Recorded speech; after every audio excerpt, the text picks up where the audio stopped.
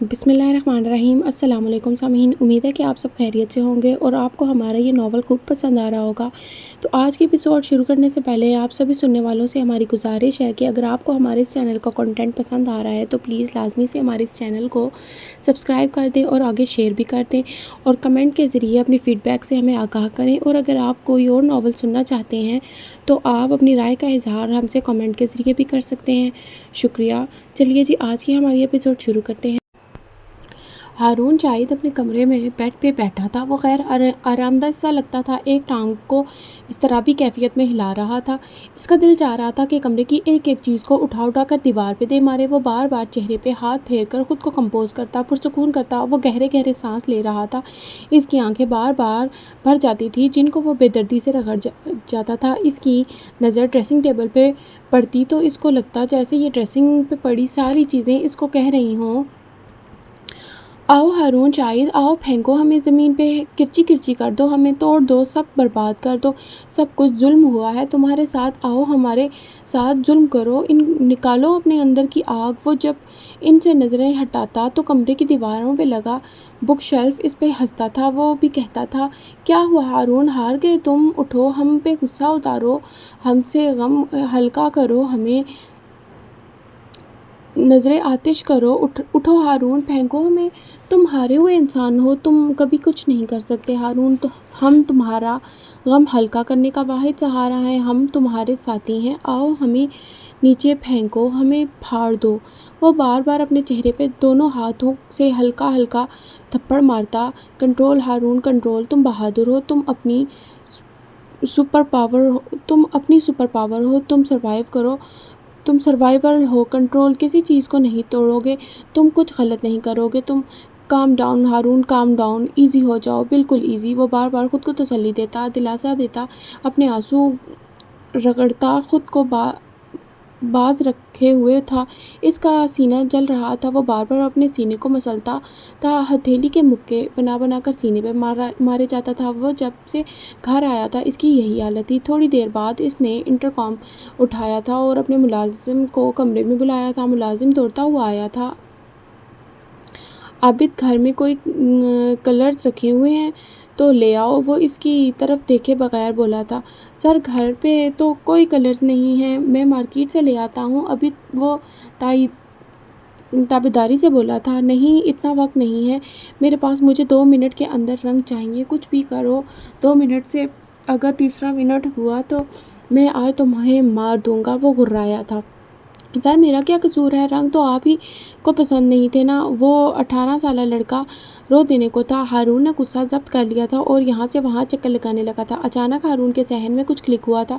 وہ پورے کا پورا عابد کی طرف مڑا تھا۔ تم ایسا کرو، جاؤ ٹوتھ پیسٹ لے کر آؤ ماما کے کمرے سے، اپنے کمرے سے اور گارڈز کے کمروں سے، سب کے ٹوتھ پیسٹ لا کر دو مجھے 5 منٹ کے اندر اندر۔ وہ تیز تیز بول رہا تھا۔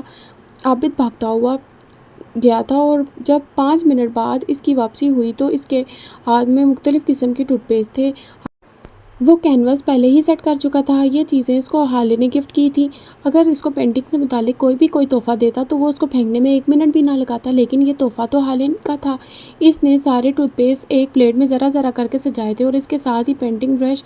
اس کے پاس پینٹنگ برش تک نہیں تھا۔ اس نے انگلیوں کے پوروں سے ذرا سا ٹوتھ پیسٹ اٹھایا تھا، بسم اللہ الرحمن الرحیم زیر لب پڑھا تھا اور پھر کانپتے ہاتھوں سے ایک لکیر لگائی۔ وہ نیلے رنگ کی تھی اور اس کی آنکھوں نے رنگ کو پہچان لیا تھا۔ اس نے نم آنکھوں سے ایک اور لکیر کھینچی تھی اور یہ رنگ سبز تھا، اگلا رنگ سفید تھا اور اس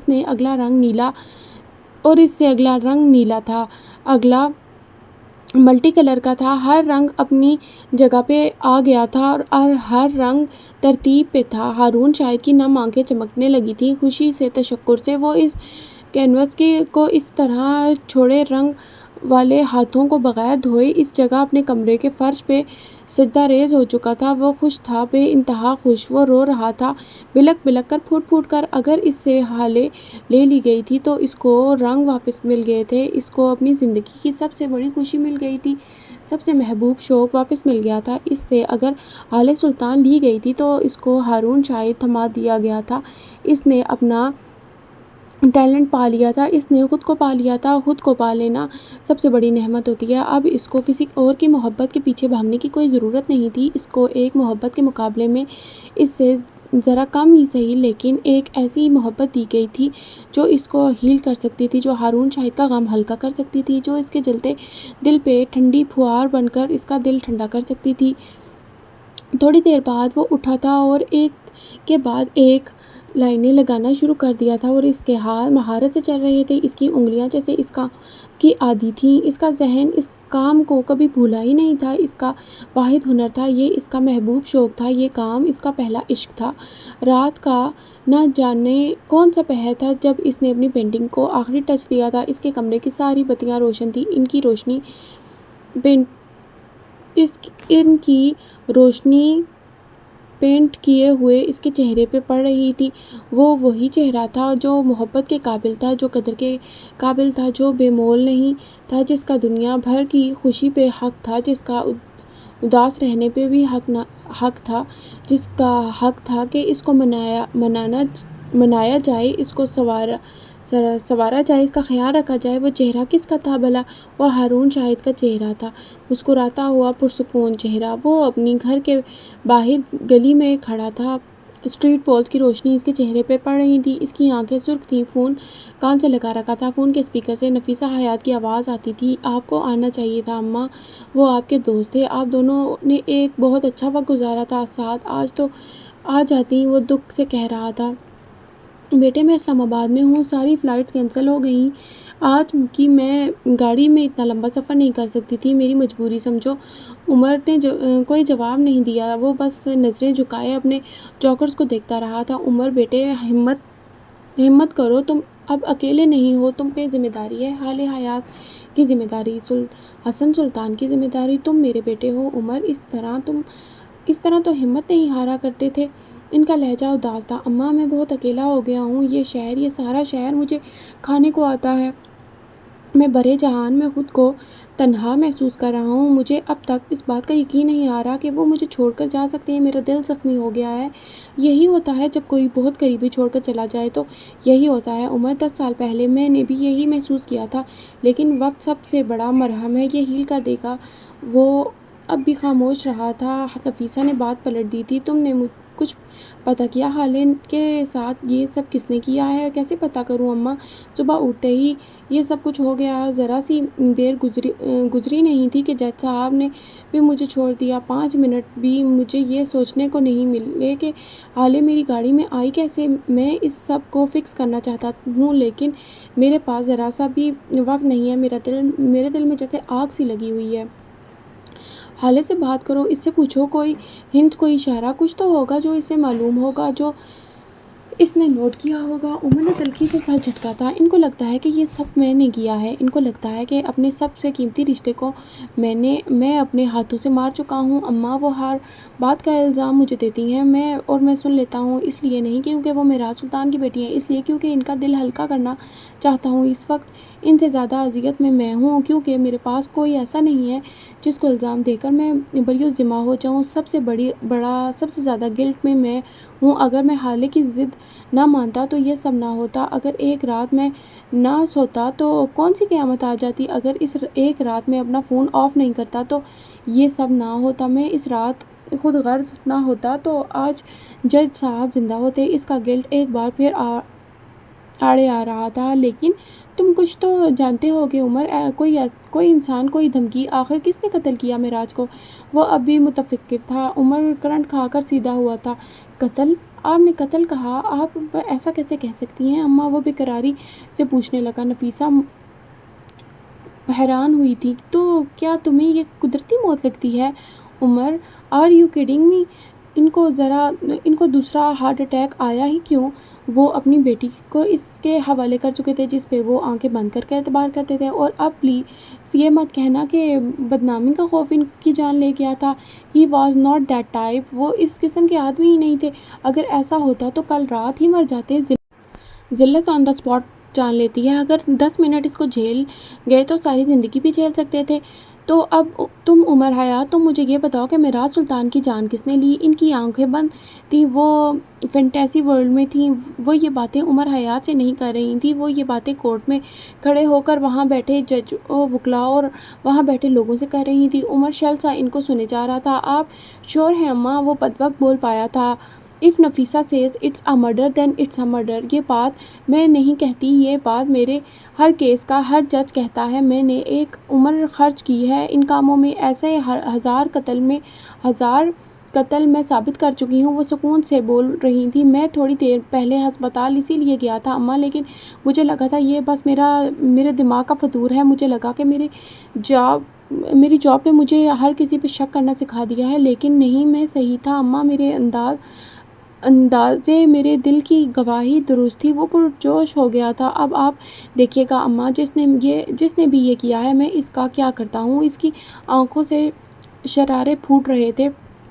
حالے سے نرمی سے پیش آنا عمر، اس کا غم بہت بڑا ہے۔ وہ تھوڑی دیر بعد بولی تھی۔ عمر گردن اونچی کیا آسمان کو دیکھنے لگا۔ وہ واحد عورت ہے جس سے میں چاہ کر بھی سختی نہیں کر سکتا۔ میں خود کو اس کے سامنے بے بس محسوس کرتا ہوں اماں۔ وہ جادو کرتی ہے، وہ مجھے ہپنوٹائز کر دیتی ہیں۔ وہ آسمان کو دیکھتا آنکھیں بند کیے کہہ رہا تھا، وہ اس وقت کہاں ہے؟ میرے گھر میں ہے۔ لیکن کیوں؟ وہ تمہارے ساتھ کیسے گئیں؟ عمر کے ہونٹوں پہ استحضائیہ مسکراہٹ آئی تھی۔ وہ اپنے گلٹ سے جان چھڑوانا چاہتی ہیں۔ آخری بار جج صاحب نے ان کو میرے ساتھ جانے کا کہا تھا، وہ نہیں آ سکیں، اور اب وہ یہاں بس اپنے باپ کی آخری خواہش پوری کرنے آئی ہیں۔ وہ صبح ہوتے ہی یہاں سے چلی جائیں گی اور میں ان کو روک نہیں پاؤں گا۔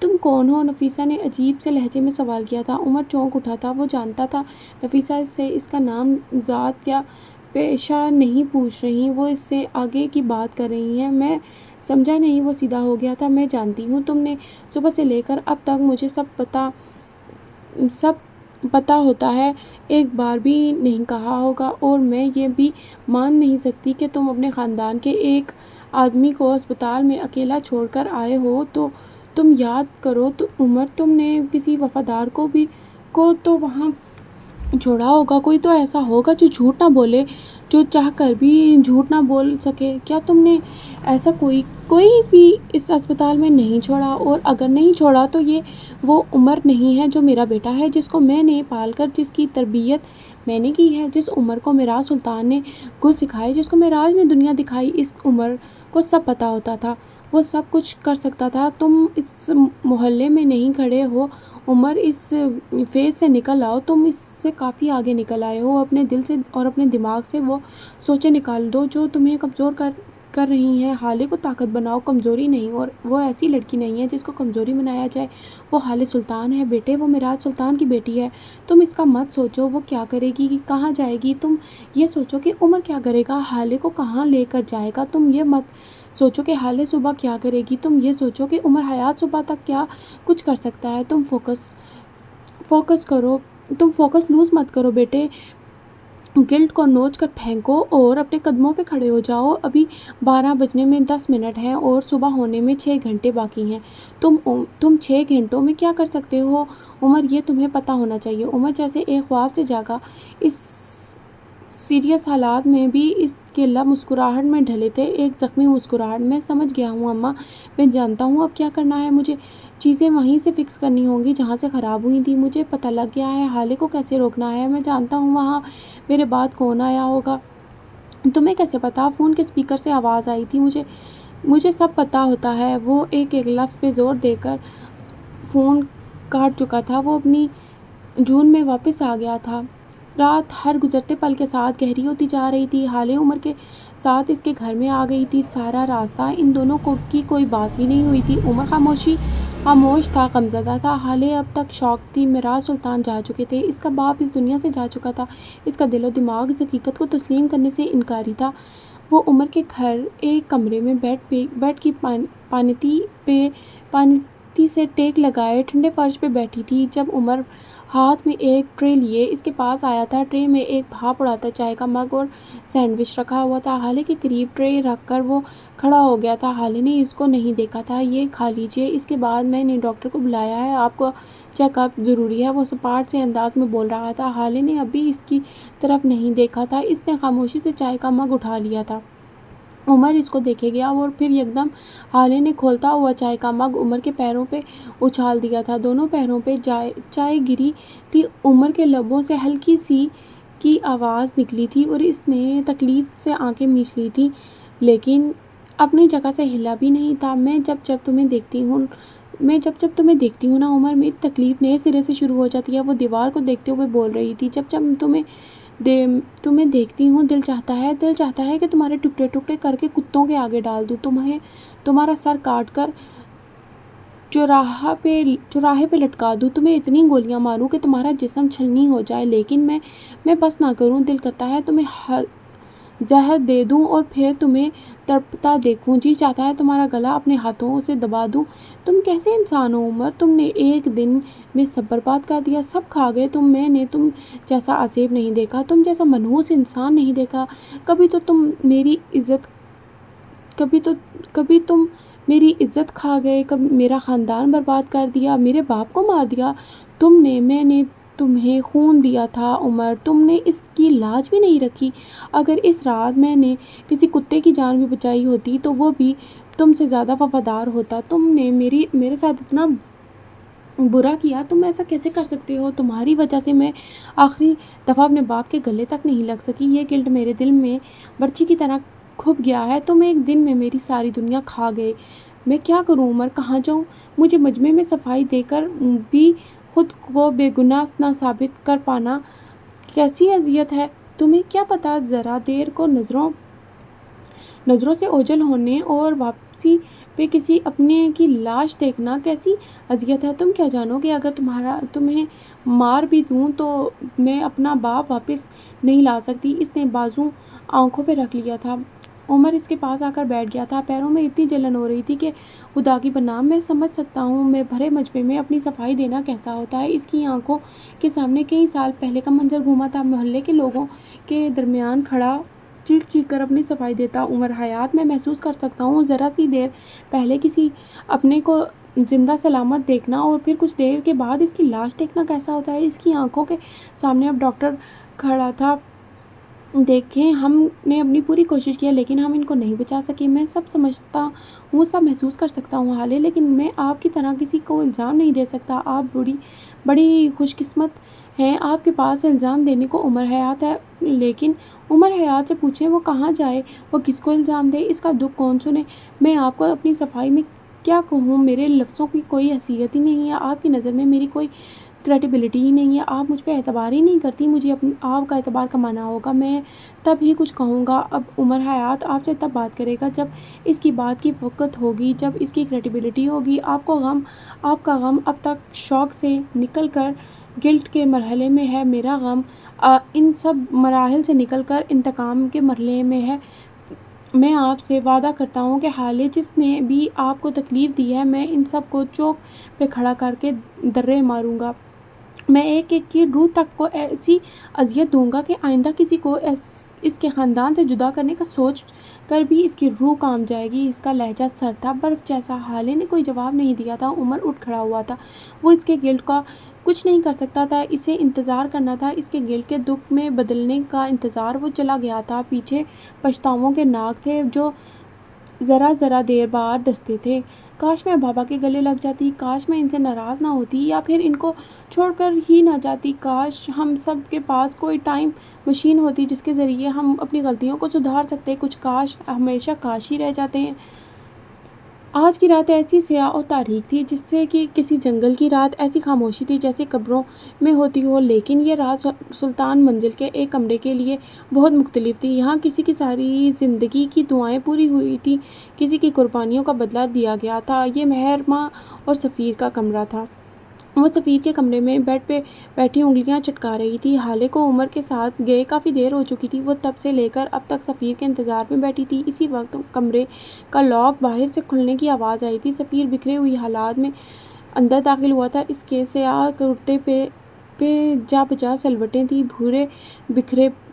بھورے بال بکھرے ہوئے تھے، بڑی ہوئی شیو اور ہاتھ میں ایک شیشے کی بوتل۔ مہر کو دیکھ کر اس نے بوتل والا ہاتھ پیچھے کیا تھا اور سر جھکائے مہر کے قریب سے گزرتا اپنے بیڈ پہ آ کر بیٹھ گیا تھا۔ آج مہر کو اس کے پرفیوم کی خوشبو بھی نہیں محسوس ہوئی تھی۔ سفیر کبھی بھی بغیر پرفیوم کے سوتا تک نہیں تھا۔ اسے خوشبو سے عشق تھا۔ کافی دیر کی خاموشی کے بعد سفیر نے بولنا شروع کیا تھا۔ آئی ایم سوری مہر، میں تمہارے لیے وہ سب کچھ نہیں کر سکا جو تم ڈیزرو کرتی تھی۔ اس دن میری عزت کی خاطر تم نے جو کچھ کیا وہ پرائز لیس تھا۔ اس کی پشت کو دیکھتا بول رہا تھا۔ مہر نے رخ موڑ کر اس کو دیکھا تھا۔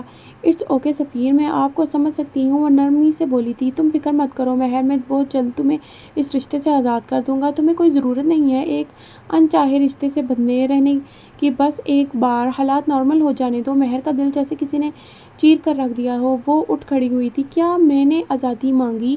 وہ چبا چبا کر بولی تھی۔ سفیر نے حیرت سے اس کو دیکھا تھا۔ آپ کو کیا لگتا ہے جب آپ کا دل کرے گا آپ مجھ سے شادی کر لیں گے اور جب دل چاہے گا آپ مجھے چھوڑ دیں گے؟ سفیر، مہرماں کو کوئی مجبور نہیں کر سکتا۔ میں نے اپنی مرضی سے آپ سے نکاح کیا ہے۔ کیونکہ وہ بولتے بولتے رک گئی تھی۔ کیونکہ میں آپ سے محبت کرتی ہوں، بالآخر اس نے اعتراف کر ہی دیا تھا۔ سفیر ہونکوں کی طرح اس کو دیکھے گیا تھا۔ یہ قید میرے لیے من چاہی ہے، یہ رشتہ میرے لیے آب حیات ہے، آپ میرے لیے عشق ہیں۔ آج یا کل سے نہیں، تب سے جب سے مجھے محبت کا مطلب بھی نہیں پتہ تھا، اور اب جب میری ساری دعائیں پوری ہوئی ہیں تب آپ مجھے کہہ رہے ہیں کہ آپ مجھے چھوڑ دیں گے؟ آپ ایسا کیسے کہہ سکتے ہیں؟ وہ غم و غصے کے ملے جلے تاثرات سے بول رہی تھی۔ سفیر گہری سانس بھرتا اٹھا تھا۔ مہر، میں اب تک ایک دھوکے سے باہر نہیں آیا، اور ایک صدمے سے بھی۔ حالے کا دھوکہ اور بڑے پاپا کی موت، میں ان دونوں چیزوں میں اسٹک ہو کر رہ گیا ہوں۔ تمہارے یہ سارے الفاظ میرے لیے کسی ڈائیلاگ سے زیادہ کی حیثیت نہیں رکھتے۔ تمہارے لیے بہتر ہے کہ مجھے چھوڑ دو، اور اگر نہیں چھوڑ سکتی تو پھر تمہیں ایک بٹے ہوئے مرد کے ساتھ رہنا ہوگا، ایسا مرد جو اب کبھی اعتبار نہیں کر سکتا، اور مجھ سے کوئی امید بھی مت رکھنا۔ یہ تمہارے لیے بہتر ہوگا۔ اگر تمہیں طلاق چاہیے تو جس دن کہو گی میں دے دوں گا، لیکن میں کم از کم اس لڑکی پہ اعتبار نہیں کر سکتا جس کی بہن میری عزت اور ریپوٹیشن کو خاک میں ملا کر گھر سے بھاگ گئی ہو۔ میرے لیے تم دونوں ایک جیسی ہو، خود غرض۔ وہ مہر کے بالکل قریب کھڑا بول رہا تھا اور اس کی آنکھیں سرد تھیں۔ لیکن ان سب میں میرا کیا قصور ہے؟ آپ مجھے کس گناہ کی سزا دے رہے ہیں؟ کیا حالے کے بھاگ جانے میں میرا ہاتھ تھا، یا میں اس کے کسی عمل میں شامل رہی ہوں؟ وہ گلابی ہوتی آنکھوں کے ساتھ کہہ رہی تھی۔ سفیر اس کی بات کا جواب دیے بغیر اپنی جگہ پہ واپس گیا تھا۔ بیڈ کی سائڈ ٹیبل کھول کر بوتل باہر نکالی۔ اب اس کے انداز میں کوئی جھجک نہیں تھی، کوئی خوف نہیں تھا۔ کچھ دیر قبل وہ اس بوتل کو اپنی کزن اور بیوی سے چھپا رہا تھا، اب اس کے سامنے وہ لڑکی تھی جو گوڈے گوڈے اس کے عشق میں ڈوبی ہوئی تھی، اور اس کے سامنے کون سی جھجک، کیسی حیا؟ مرد اس عورت کے سامنے سب سے زیادہ نڈر ہوتا ہے جو اس سے محبت کرتی ہے، کیونکہ وہ اس سے ٹوکتی نہیں ہے صحیح غلط سے، برے اچھے سے، کیونکہ وہ ڈرتی ہے اپنے محبوب کی ناراضگی سے۔ سفیر جانتا تھا مہر بھی کچھ نہیں کہے گی، سو بوتل اٹھائے کمرے سے ملحقہ اسٹڈی کی طرف بڑھ گیا تھا۔ آج کی رات اس حرام شراب کے نام پیچھے مہر تھی، اور اس کے لاتعداد دکھ، وہ مل کر بھی اس کو نہ مل سکا۔ مل کر بھی نہ ملنے کی اذیت بہت بڑی ہوتی ہے۔ عمر اپنے بنگلے کے سرونٹ کوارٹر میں بیٹھا تھا۔ یہ عثمان کا کمرہ تھا، جس میں ایک طرف گدا رکھا ہوا تھا، اس سے ذرا فاصلے پہ ایک پانی والا کولر، اور ایک کونے پہ کپڑوں کی ایک ٹرنک۔ یہی اس کمرے کی کل متاع تھی، لیکن اس وقت یہاں ایک چیز کا اضافہ تھا، لکڑی کی کرسی، وہی کرسی جس پہ عمر بیٹھا تھا۔ عثمان اس کے سامنے کھڑا تھا۔ عثمان، کل گھر سے نکلنے کے بعد تم کہاں گئے تھے؟ وہ تندوئی سے پوچھ رہا تھا۔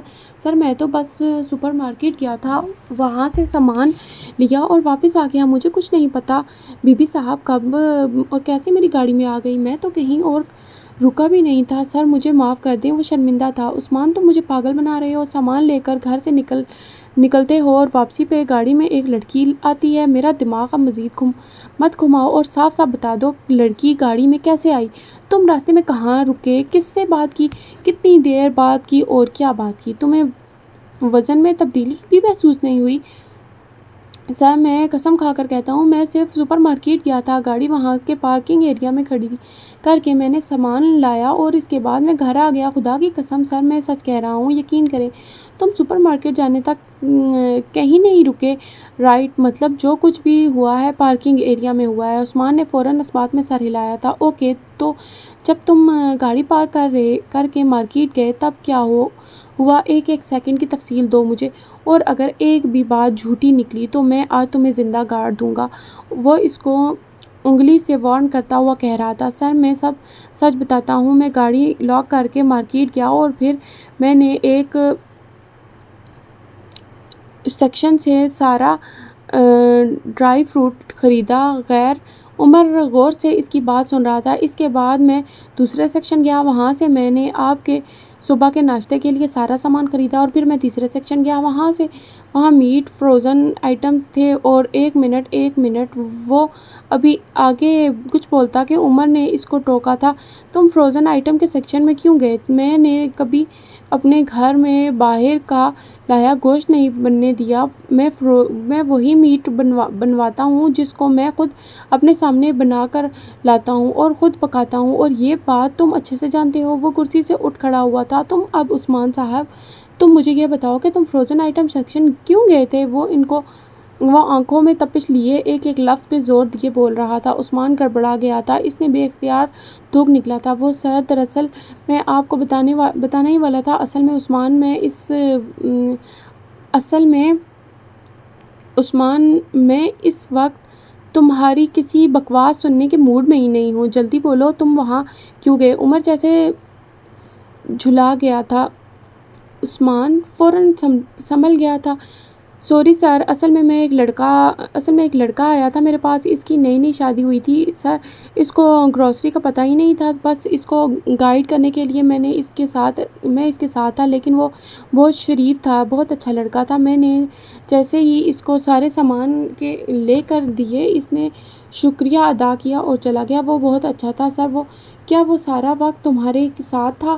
اور کیا اس کی موجودگی میں تم نے اپنا والیٹ یا گاڑی کی چابی نکالی؟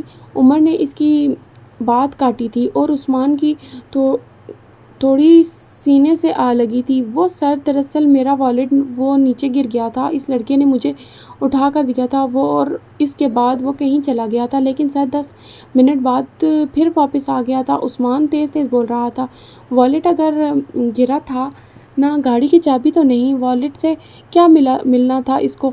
خیر کچھ اور یاد آئے تو بتانا مجھے۔ عمر جانے کو مڑا تھا جب پیچھے سے عثمان کی شرمندہ سی آواز آئی تھی۔ سر وہ دراصل بات یہ ہے کہ وہ رک کر بول رہا تھا، جب میں مارکیٹ کے اندر گیا تھا تب میں نے چابی پینٹ کی سامنے والی جیب میں رکھی تھی، لیکن جب میں وہاں سے نکلا تب چابی میری شرٹ کے سینے والی جیب میں تھی۔ I am sorry sir, Umar current کھا کر مڑا تھا۔ لعنت ہو تم پہ عثمان، لعنت! وہ تمہیں بیوقوف بنا کر گیا ہے اور تم کیا ساری زندگی جھک مارتے رہے ہو؟ تمہیں کسی چیز کا پتہ ہے بھی یا نہیں؟ وہ لڑکا تمہاری چابی لے اڑا اور تمہیں پتہ بھی نہیں چلا۔ ڈوب مرو تم عثمان، ڈوب مرو! وہ اس کے سر پہ کھڑا دھاڑ رہا تھا۔ میں معذرت خواہ ہوں سر، مجھے اندازہ ہی نہیں تھا کہ وہ واقعی شرمندہ تھا۔ عمر نے اپنی کنپٹی سہلائی تھی اور عثمان کی جانب مڑا تھا۔ میں اس معاملے کو صبح دیکھوں گا۔ صبح تک وہ باتیں بھی یاد کرو جو تمہارے فرشتوں کو بھی نہیں پتہ ہوں گی، ورنہ یہاں سے دفع ہو جاؤ۔ تمہاری وجہ سے اتنی بڑی مصیبت میرے گلے پڑ گئی ہے۔ وہ خود سے بڑبڑاتا ہوا باہر نکل گیا تھا۔ پیچھے عثمان شرمندہ سا کھڑا ہوا تھا۔ تھانے کا ماحول اس وقت بیزار سا تھا۔ نائٹ ڈیوٹی کرتے پولیس افسران کے چہرے تھکے ہوئے تھے، کچھ تو باقاعدہ اونگ رہے تھے، کچھ تاش کے پتوں پہ گزارا کر رہے تھے۔ ASI نذیر کوفت زدہ سا ایک فیمنسٹ کی FIA لکھ رہا تھا۔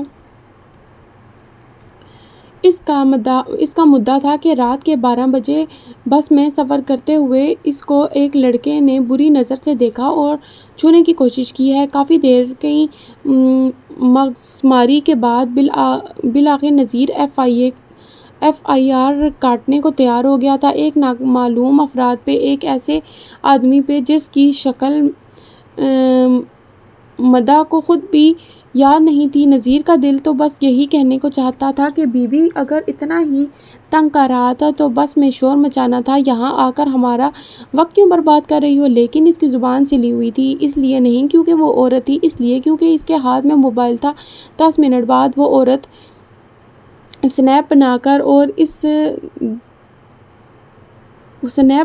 اور ایک دو انسٹا سٹوری لگانے کے بعد مسرور سی چلی گئی تھی، اور اس کے جاتے ہی ایک دراز قد سیاہ آنکھوں والا نوجوان اندر آیا تھا۔ وہ ایسے آ رہا تھا جیسے کہ اس کا گھر ہو۔ وہ اب کچھ دیر قبل والے حلیے میں نہیں تھا، اب اس نے نیلی چیک شرٹ کے ساتھ نیلی ہی جینز پہن رکھی تھی، شرٹ کے بٹن کھلے تھے، اندر سے سفید گول گلے والی شرٹ نظر آ رہی تھی، پیروں میں سلیپرز تھے اور ایک دو جگہ چھالے بھی تھے، شاید اس نے اسی وجہ سے سلیپرز پہن رکھے تھے، ورنہ وہ اپنے جوتوں کے معاملے میں بہت حساس تھا۔ اس کے آتے ہی تمام سپاہی اور افسران کھڑے ہو گئے تھے، اونگنے والوں کو چٹکی مار کر اٹھایا گیا تھا۔ ذرا سی دیر میں اس چھوٹے سے تھانے میں ہلچل سی مچ گئی تھی، کوئی اس کے لیے کرسی لا رہا تھا تو کوئی ٹیبل صاف کر رہا تھا، کوئی بھاگ کر چائے لینے گیا تھا تو کوئی اس سے اس وقت زحمت اٹھانے کی وجہ پوچھ رہا تھا۔ وہ اے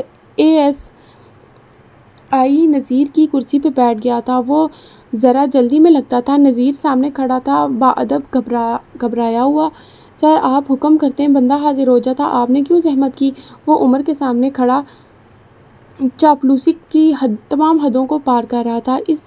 عمر نے ایک ناپسندیدہ نظر اس پہ ڈالی تھی۔ میرے ساتھ بات کرتے وقت اس طرح کھڑے مت رہا کرو، کرسی لاؤ اور میرے سامنے بیٹھو، یہاں جتنی عزت میری ہے اتنی تمہاری بھی ہے، آئندہ میں تمہیں اس طرح کھڑا نہ دیکھوں۔ وہ انگلی اٹھاتا تنبیہ انداز میں کہہ رہا تھا۔ نذیر جذبت سا ہوا تھا، پاس پڑی کرسی کھینچی اور بیٹھ گیا۔ اب وہ پوری طرح عمر کی طرف متوجہ تھا۔ کل رات جس گونگے کو اٹھا کر لائے ہو وہ کہاں ہے؟ عمر اس کو دیکھتے ہوئے پوچھ رہا تھا، اس کی آواز میں ایک رعب تھا، دبدبا سا تھا۔ سائیں کل سے تو 10 گونگوں کو زبان دی ہے، آپ کس والے کی بات کرتے ہیں؟ نذیر کی جگہ ایک ادھیڑ عمر کانسٹیبل بولا تھا۔ عمر نے سنجیدگی سے اس کو دیکھا تھا۔ میں جج صاحب کے کیس والے گونگے کی بات کر رہا ہوں، اور تمہیں میں آدھا گھنٹہ دیتا ہوں، اس کی آواز نکلنی چاہیے، اگر آواز نہیں نکلی تو لکھ کر نہیں دیتا تو اپنے پیروں پہ چل کر اس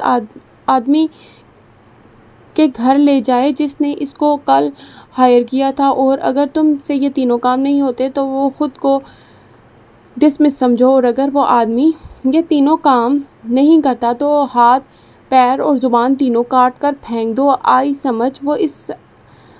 وہ اسی ادھیڑ عمر کانسٹیبل کو دیکھتا وارننگ کے انداز میں کہہ رہا تھا۔ ہو جائے گا سائیں، آپ فکر نہ کریں، وہ مسکراتے ہوئے بولا تھا۔ آج بیوی کا سارا غصہ اسی پہ اترے گا، وہ سوچ کر ہی خوش ہو گیا تھا۔ اب اس کا رخ نذیر کی طرف تھا۔ اور تم نذیر، تم میرے ساتھ جا رہے ہو، جانتے ہو کیوں؟ جی سر جانتا ہوں، آپ کو معلومات چاہیے ہوگی، میں اس علاقے کے چپے چپے سے واقف ہوں، میں اگر کسی کی کتیا بچے جننے یا کسی کا بلہ بھی مر جائے پہلی خبر مجھے ہی آتی ہے۔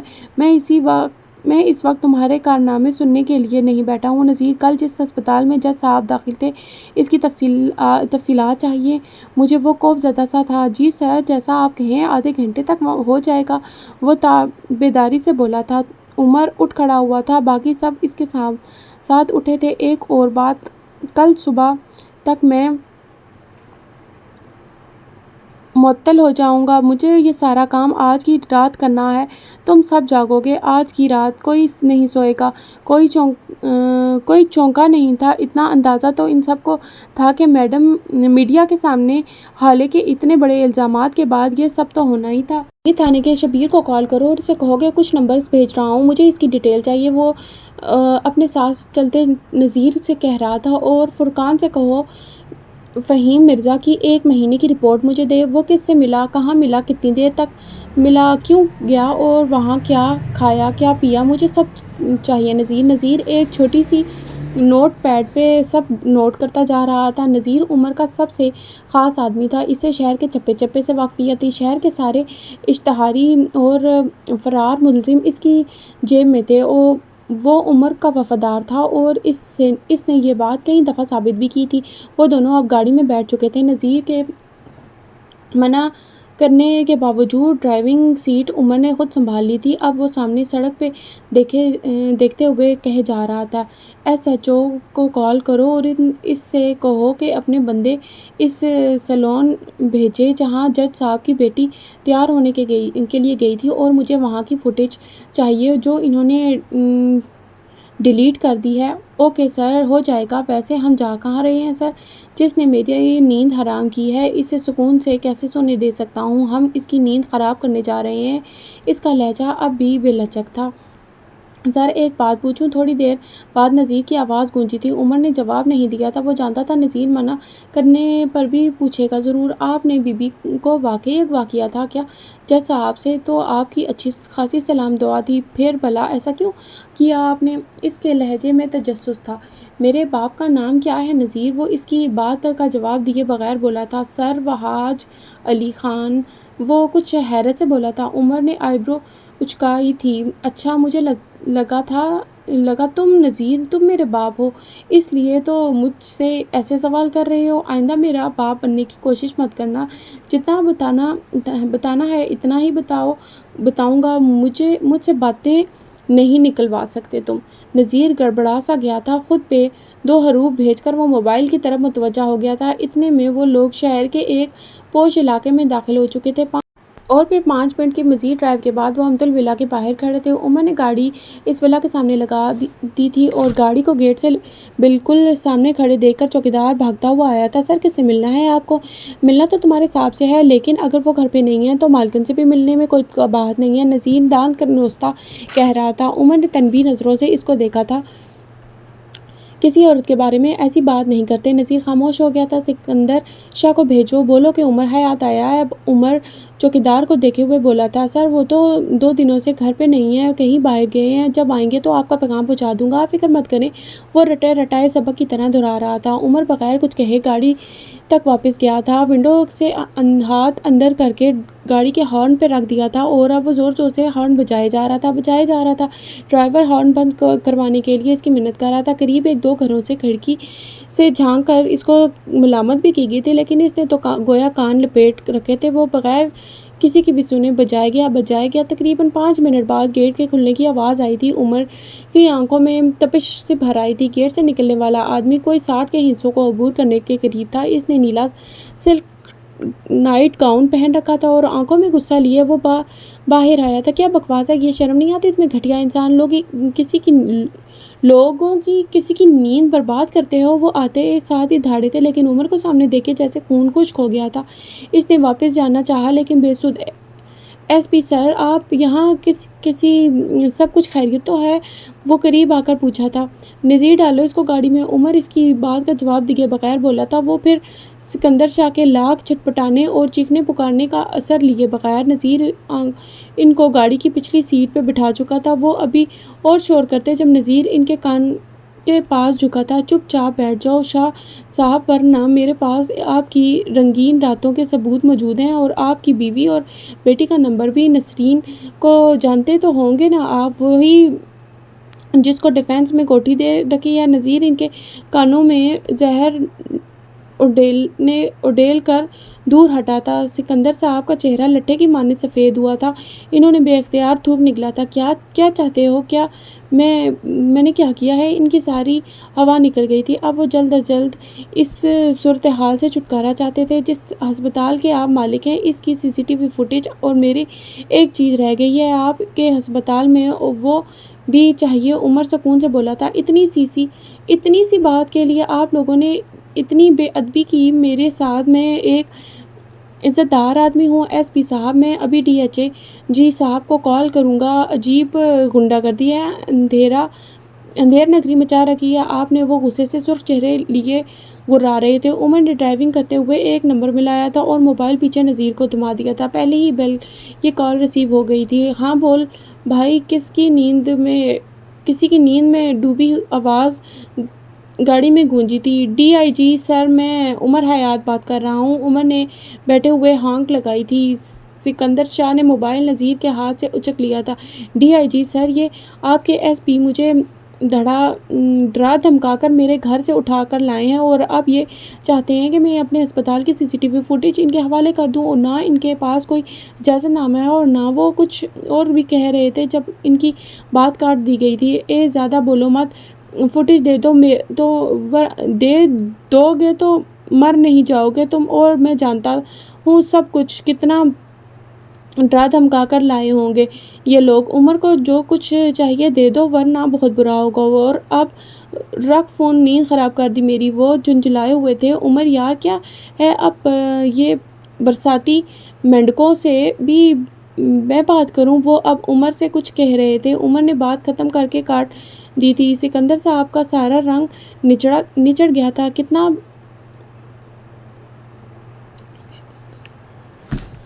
کتنا بھتا دیتا تھا میں اس ڈی آئی جی کو، وہ بس سوچ ہی سکے تھے۔ جی تو شاہ صاحب، اور کس سے بات کرنی ہے؟ اگر کہیں تو آئی جی سے بھی بات کروا دوں، ان سے بھی اچھی خاصی بات چیت ہے میری۔ ارے آپ کے رنگ کو کیا ہوا؟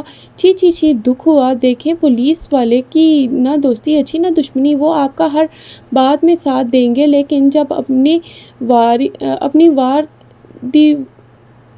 اپنی وردی والے بھائی کی آ گئی نا، تب وہ اپنے گھر والوں کے بھی نہیں ہوتے۔ عمر فخریہ سا کہہ رہا تھا۔ اب آپ بتائیے، خاموشی سے ہمارا کام کریں گے اور چک چک کرنی ہے؟ دیکھیے آپ کے ہسپتال جاتے ہیں ہم، فضول بحث کرنی پڑتی ہے ایک سے۔ اب آپ چلیں گے تو کتنی عزت و احترام سے ہوگا ہمارا کام، آپ کو نیکی کا موقع ملے گا اور ہمارا وقت بچے گا، کتنا اچھا ہوگا نا؟ وہ عام سے انداز میں کہہ رہا تھا۔ نذیر اپنے موبائل پہ ساری ڈیٹیلز جمع کر رہا تھا۔ ہو جائے گا آپ کا کام، ہسپتال چلیے۔ ان کا انداز سپاٹ تھا۔ تقریباً آدھا گھنٹہ بعد وہ تینوں لوگ ہسپتال کے سیکیورٹی روم میں بیٹھے صبح نکاح کے بعد والی فوٹیج چیک کر رہے تھے، لیکن کوئی فائدہ نہیں تھا۔ 1.5 گھنٹے کی فوٹیج غائب تھی۔ جس وقت حالے اور عمر اس سڑک پہ بیٹھے تھے وہ فوٹیج غائب تھی۔ شاہ صاحب 1.5 گھنٹے کی فوٹیج کہاں ہے؟ عمر ان کی طرف دیکھتا سنجیدگی سے پوچھ رہا تھا۔ دیکھیے عمر صاحب، میں آپ کو سچ بتاتا ہوں، جس طرح آپ زور زبردستی ہمیں یہاں سے لے آئے ہیں، اسی طرح آج دوپہر بھی کسی نے بالکل اسی طرح 1.5 گھنٹے کی فوٹیج میرے سیکیورٹی چیف سے ڈیلیٹ کروا دی ہے اور اسے آج شام کے فلائٹ سے دبئی بھجوا دیا ہے۔ اب آپ چاہیں مجھے مار دیں یا میرے ہسپتال کو آگ لگا دیں، جو سچ ہے سو ہے۔ اس سسٹم میں سروائیو کرنے کے لیے ہم سب کو کافی دفعہ ایسے کام کرنے پڑتے ہیں۔ مجھے پتا تھا آپ چپ نہیں بیٹھیں گے، اسی لیے میں آپ سے چھپتا پھر رہا تھا۔ سکندر شاہ نرمی سے کہہ رہا تھا۔ آپ کا سیکیورٹی چیف فوٹیج ڈیلیٹ کر دیتا ہے، آپ کا ڈاکٹر میری اجازت کے بغیر ہمارے مریض کے کمرے میں کسی کو جانے دے دیتا ہے، اور آپ کے ہسپتال سے ہماری چیزیں مسنگ ہوتی ہیں، اور پھر آپ کہتے ہیں کہ ہم پولیس والے گنڈے ہیں۔ یہ تو کھلا تضاد ہے شاہ صاحب۔ عمر ان کو دیکھتا چپاتے لہجے میں کہہ رہا تھا۔ آپ کی چیز مسنگ نہیں ہے عمر صاحب، میں نے آپ کی چیز سنبھال کر رکھی ہے۔ میرا اور آپ کا کوئی ذاتی اناد نہیں ہے۔ مجھ سے جتنا ہو سکے گا میں آپ کو اتنی فیورز دوں گا، اور میں ایک ذمہ دار شہری ہوں، آپ کو مجھ سے شکایت نہیں ہوگی۔ ساتھ ہی ایک لڑکے کو اشارہ کیا تھا۔ جج صاحب بہت اچھے آدمی تھے، اللہ ان کی مغفرت فرمائے۔ کیا یہ آپ کی مسنگ چیز ہے؟ گو کہ یہ اللیگل ہے، لیکن خیر وہ اس لڑکے کے ہاتھ سے ایک چھوٹی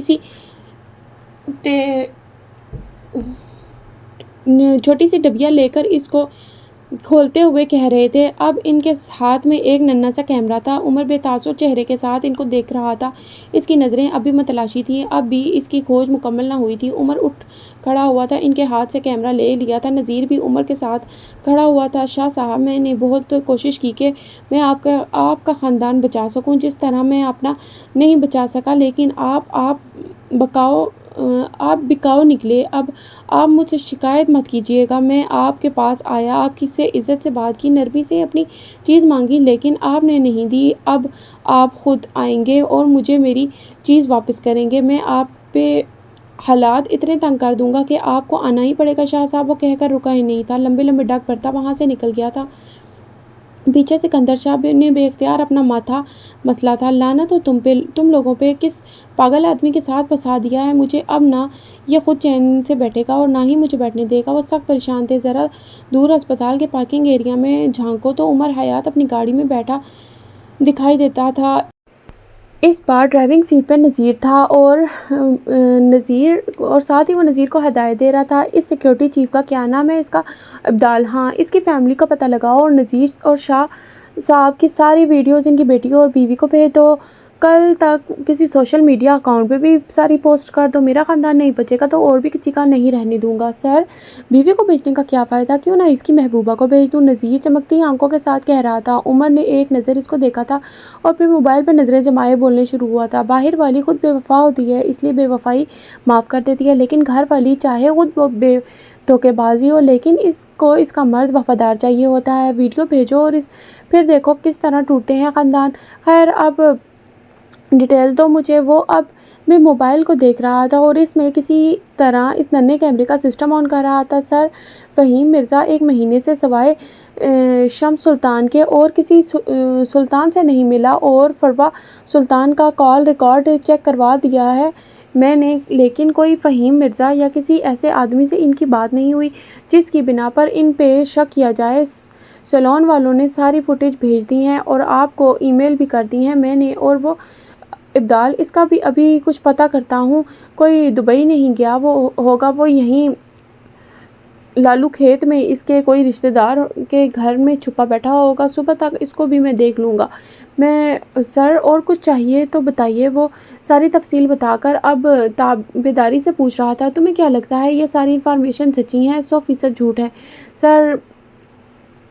سر، بک گئے ہیں سارے یا پھر صحیح جگہ چیک نہیں کر رہے آپ؟ مجھے 2 دن کا وقت دیں، میں سب چیزیں معلوم کر لوں گا۔ آپ اگر کہتے ہیں کہ فہیم مرزا فروا سلطان سے ملی ہے تو کب، کہاں، کیسے مجھے نہیں پتہ، لیکن وہ ملی ہے۔ سیلون والوں نے اتنے آرام سے فوٹیج کیسے دے دی؟ اور ابدال، اسے آج کی رات ہی ملنا ہوگا۔ اسے ڈھونڈ لو، اسے میں ڈھونڈ لوں گا۔ مجھ پہ اعتبار کریں، وہ یقین دہانی کرا رہا تھا۔ مجھے تم سے یہی امید ہے، وہ موبائل کو دیکھتے ہوئے بول رہا تھا۔ عمر نے اب سسٹم کو موبائل پہ آن کر لیا تھا۔ گاڑی کو قبرستان کی طرف موڑے اس نے موبائل سے نظریں ہٹا لی تھی۔ سر، اس وقت نذیر تم کہاں؟ آج اپنی موت میرے ہاتھ لکھوانا چاہتے ہو؟ تمہیں کتنی دفعہ کہا ہے کہ کم بولا کرو؟ سوری سر، اب ایسا نہیں ہوگا، وہ شرمندگی سے بولا تھا۔ اور پھر واقعی قبرستان پہنچنے تک وہ کچھ بھی نہیں بولا تھا۔ وہاں پہنچ کر عمر اندر چلا گیا تھا جبکہ نذیر کو باہر ہی کھڑا کر دیا تھا۔ تھوڑی دیر بعد وہ ایک تازہ گیلی مٹی والی قبر کے قریب بیٹھا تھا اور اس قبر پہ اب تک چڑھائے گئے پھول تازہ تھے۔ عمر آنکھوں میں کرب لیے اس قبر پہ ہاتھ پھیرتا رہا۔ اس کی آنکھوں میں ہلکی نمی تھی۔ ماموں، بڑی دیر بعد اس نے قبر میں سوئے آدمی کو مخاطب کیا تھا۔ آئی مس یو یار، آپ ہوتے تو پتہ نہیں چلتا تھا مشکل کیا ہے، مصیبت کیا ہے۔ عمر کو اب آپ کا بہت بڑا سہارا ہوتا تھا، لیکن اب سب چیزیں میرے ہاتھ سے نکلنے لگی ہیں۔ حسن اور حالے مجھ سے نفرت کرتے ہیں، ثبوت مل نہیں رہے، اور آپ سے کیا وعدہ میں نبھا نہیں پا رہا۔ میں حالے کو کیسے رکھوں؟ ان کا غم بہت بڑا ہے۔ آپ کو مجھے چھوڑنا نہیں چاہیے تھا۔ میں اکیلا ہو گیا ہوں۔ حالے اور حسن کا تو بس باپ مرا ہے، شمس سلطان کا بھائی، یوسف سلطان کا بیٹا، لیکن عمر حیات کو تو باپ، بھائی، دوست، خاندان سب مر گئے ہیں۔ آپ کا جانا میرے لیے سب سے بڑا دکھ ہے، لیکن میں آپ سے وعدہ کرتا ہوں میں کسی ایک کو بھی نہیں بخشوں گا، کسی ایک کو بھی نہیں۔ ہر بار عمر سے ہی کیوں اس خاندان چھینا جائے؟ ہر بار فروا کیوں کامیاب ہو؟ اس نے مجھے میرے خاندان سے دور کیا، میری ماں کو اپنی اولاد سے دور کیا، اور آج تو اس نے میرا سب کچھ ختم کر دیا۔ آپ کی قبر نہیں ہے یہ، عمر حیات کے جذبات کی قبر ہے۔ اندر کے انسان کی قبر ہے۔ ان لوگوں نے پتہ نہیں مجھے آپ کے جنازے سے بھی دور رکھا ہے۔ آپ کا وارث میں بھی تھا۔ کاش میں نے آپ کی بات مانی ہوتی اور اپنا حق لیا ہوتا۔ اب اس کی آنکھیں بند تھیں۔ وہ اس منظر کو بھلا کر 10 سال پیچھے چلا گیا تھا۔ یہ رات ظالم اور شفاق تھی۔ اس رات عمر نے نفیسہ حیات کو چھوڑا تھا۔ وہ اپنا سفری بیگ کندھے سے لگائے رات کے اس پہر سڑک کے ایک کنارے پہ بیٹھا تھا۔ اس کی آنکھیں پتھرائی ہوئی تھیں اور چہرے کے تاثرات سخت تھے۔ وہ اجنبی نظروں سے بار بار سڑک کے چاروں اطراف میں نظر دوڑاتا اور پھر سر کو ہاتھوں میں گرا دیتا۔ اس کو نیند آ رہی تھی۔ وہ نیند اور بھوک کا بہت کچا تھا۔ اس وقت بھی اس کی آنکھیں بند ہوئے جا رہی تھی جب اس کے بالکل پاس ایک بڑی سی گاڑی آ کر رکی تھی۔ عمر فوراً الرٹ ہو گیا تھا اور نیند بھگا کر اٹھ کھڑا ہوا تھا۔ گاڑی کی پچھلی سیٹ سے ایک مہربان چہرے والا آدمی باہر آیا تھا۔ عمر چپتی آنکھوں سے اس کو دیکھے گیا تھا۔ وہ آدمی اب عمر کے قریب آ کر رکا تھا۔ کیا ہوا برخوردار؟ رات کے اس پہر گھر سے باہر سڑک پہ کیوں بیٹھے ہو؟ یا بھاگ کر آئے ہو؟ وہ سنجیدگی اور نرمی سے پوچھ رہے تھے۔ ان کی آنکھیں عمر کی آنکھوں سے ملتی تھیں، سنجیدہ اور گہری سی آنکھیں۔ نہ نکالا گیا ہوں، نہ بھاگ کے آیا ہوں، میں گھر چھوڑ کر آیا ہوں۔ وہ چھوڑ پہ زور دیتے ہوئے بولا تھا۔ اچھا، مطلب باغی ہو؟ پھر تو تمہیں چاہیے کہ میرے ساتھ چلو۔ میرے پاس تمہارے لیے ایک بہترین جگہ ہے۔ اور آپ کو ایسا کیوں لگتا ہے کہ میں اس آدمی کے ساتھ چلا جاؤں گا جس سے ملے ابھی مجھے 5 منٹ بھی نہیں ہوئے؟ اس کا لہجہ اب مشکوک سا تھا۔ ٹھیک ہے، پھر تم بتاؤ تمہارے ماں باپ کہاں ہیں؟ میں تمہیں لے چلتا ہوں، صلح صفائی کروا دیتا ہوں۔ اس طرح راتوں کو گھر سے باہر نہیں رہتے۔ وہ اپنائیت سے بولے تھے۔ میرے ماں باپ نہیں ہیں۔ وہ ان کی طرف دیکھے بغیر بولا تھا۔ کیا یتیم ہو؟ ہاں، شاید ایسا ہی ہوں۔ وہ اٹکا تھا۔ شاید کیوں؟ کیا تمہیں یقین نہیں ہے؟ گفتگو اب دلچسپ ہوتی جا رہی تھی۔ میں یہاں اپنی پہچان ڈھونڈنے آیا ہوں اور شاید اپنے خاندان کو بھی۔ مجھے نہیں پتا میں یہاں کیوں آیا ہوں۔ وہ جھنجھلا سا گیا تھا۔ آج کے بعد تمہیں سب پتا ہوگا۔ میرے ساتھ چلو۔ میرے پاس تمہیں دینے کے لیے چھت بھی ہے اور تمہاری پہچان ڈھونڈنے کے لیے تعلقات بھی۔ یقین کرو سیف رہو گے۔ کراچی کا سب سے بڑا اچھا آدمی ہوں میں۔ آخر میں ان کا لہجہ ذرا شوخ ہوا تھا۔ میں آپ پہ اعتبار نہیں کر سکتا، اس لیے میں آپ کے ساتھ نہیں جاؤں گا۔ اپنے دم پہ اپنا خاندان ڈھونڈ لوں گا۔ اس کا لہجہ دو ٹوک تھا۔ یہ کراچی ہے بیٹا، لوگوں کا سمندر رہتا ہے یہاں۔ ایک دوسرے کو کچل کر دھکیل کر آگے بڑھنے کی ریس ہے یہاں۔ اگر چاہتے ہو کہ نہ دھکیلے جاؤ نہ کچلے جاؤ تو میرے ساتھ چلو۔ اور کس نے کہا کہ تمہاری کوئی مدد کرے گا؟ میں تو ہرگز نہیں کروں گا۔ انہوں نے اپنے دونوں ہاتھ اٹھا لیے تھے۔ میں تمہیں فیور دوں گا اور بدلے میں فیور لوں گا۔ اب اگر چلنا ہے تو چلو، یہاں نہ بیٹھے رہو۔ ہر کوئی مہراز سلطان جتنا نیک دل نہیں ہوتا جو تمہارے لیے گاڑی سے اتر کر آئے۔ عمر چند لمحے خاموشی سے ان کو دیکھتا رہا اور کہاں لے کر جائیں گے آپ مجھے؟ تم نے خود ہی تو کہا ہے تم یتیم ہو، تو پھر یتیم خانے کے علاوہ کہاں لے کر جا سکتا ہوں؟ کیوں لے جائیں گے مجھے؟ میں 18 سال کا ہوں، یتیم نہیں ہوں، بالغ ہوں، کما سکتا ہوں، کھا سکتا ہوں۔ آپ کی خیرات کیوں لوں؟ وہ تیوری چڑھا کر بولا تھا۔ میں تمہیں خیرات نہیں دے رہا۔ جس طرح تم یہاں بیٹھے خالی سڑک پہ پہرا دے رہے ہو، اسی طرح میرے اور آرفنیج کے گیٹ پہ دے دیا کرنا اور کمائی ہوئی روٹی کھانا۔ عمر حیات نے مشکوک نظروں سے دیکھا تھا اور پھر کندھے ڈھیلے چھوڑ دیے۔ اگر آپ نے مجھے ڈاج دینے کی کوشش کی تو اچھا نہیں ہوگا۔ آپ نے مجھ سے وعدہ کیا ہے آپ مجھے فیور دیں گے۔ اگر نہیں دی تو میں آپ کے خلاف کورٹ میں جاؤں گا۔ آپ مجھے جانتے نہیں ہیں۔ وہ ان کو وارن کرتا ہوا بولا تھا۔ انہوں نے وعدہ نہیں کیا تھا۔ وہ لفظوں کو اپنی مرضی کے مطابق دے رہا تھا۔ میران نے طنزیہ نظروں سے اس کو دیکھا تھا۔ بلیک میلر کی اولاد نہ ہو تو اوکے سو مسٹر عمر حیات اب چلیں، میری بیٹی اندر سو رہی ہے۔ وہ مصلحتاً جو انداز میں بولے تھے۔ عمر بغیر جواب دیے ان کے ساتھ چلنے لگا تھا۔ گاڑی کے اندر بیٹھے ہی مہراز سلطان نے ایک میسج ٹائپ کیا تھا اور اس کو جونیئر کے نمبر پہ بھیج دیا تھا۔ عمر مجھے مل گیا ہے، وہ میرے ساتھ ہے، فکر مت کرو تم۔ انہوں نے میسج کر کے موبائل رکھ دیا تھا۔ تھوڑی دیر بعد گاڑی ہیون کی طرف روانہ تھی۔ پچھلی سیٹ پہ بیچ میں مہراز سلطان بیٹھے تھے۔ ان کی دائیں طرف 12 سالہ ہالے سو رہی تھی جس کو انہوں نے اپنے سینے سے لگایا ہوا تھا اور دوسری طرف عمر حیات بیٹھا تھا، آنکھوں میں بھری نیند، چہرے پہ بیزاری لیے۔ البتہ اس نے دوبارہ نظر اٹھا کر 12 سالہ ہالے کو دیکھا تھا، لیکن بس رشک کی نظر سے۔ اس کی نیند کتنی بے فکر تھی۔ سر عمر سر نذیر کے کندھا ہلانے پر وہ ہوش میں آیا تھا۔ منظر بلبلے کی طرح تحلیل ہوا تھا۔ وہ مہربان چہرہ اب اس کے ساتھ نہیں تھا اور یہی حقیقت تھی، وہ بے حد تلخ حقیقت۔ ہاں ہاں بولو، وہ نذیر کو دیکھ کر بولا تھا۔ سر صبح ہونے والی ہے، اب چلنا چاہیے، ابھی بہت کام رہتے ہیں۔ عمر نے آخری نظر اس قبر کو دیکھا تھا اور اٹھ کھڑا ہوا تھا۔ میں بہت جلد دوبارہ آؤں گا جب میں سب کچھ فکس کر لوں گا، اوکے؟